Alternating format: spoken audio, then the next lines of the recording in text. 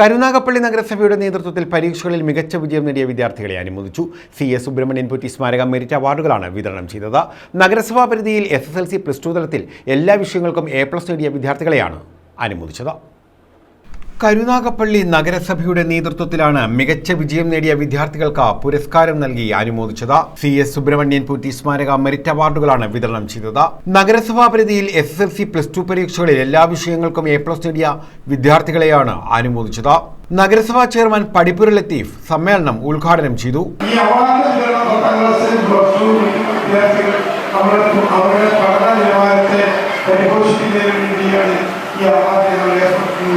ഈ വർഷം അടുത്ത ഞങ്ങൾക്കിനും ഏറെ നിരക്കൊന്നും ഈ നഗര പഠന സമിതിയില്ല. ഒരു 10 മാസ കാലയളവേ ഈ കാലയളവിനുള്ളിൽ തന്നെ ഞങ്ങൾ ഒരു മെരിറ്റ് അവാർഡ് കൂടി. നടനും സംവിധായകനുമായ രാജസേനൻ അവാർഡുകൾ സമ്മാനിച്ചു. സംഗീതം, നൃത്തം, വരപ്പ്, എഴുത്ത്, ഇതിലേക്ക് കേൾക്കണം, ഇതിലേക്ക് കേൾക്കാൻ ഒരുപാട് വായിക്കണം, വായിക്കാൻ ശാന്തമായ ഒരു മനസ്സ്. വായന വരുമ്പോൾ ചിന്ത വരുമ്പോൾ എഴുത്ത് വരും.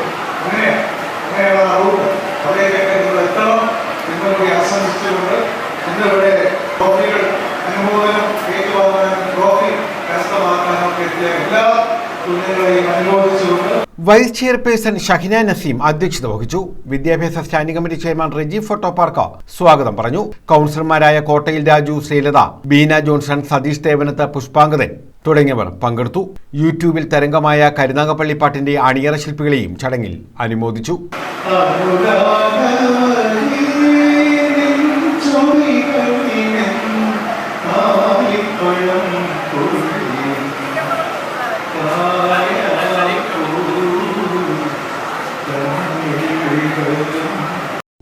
News bureau, Karunagappally.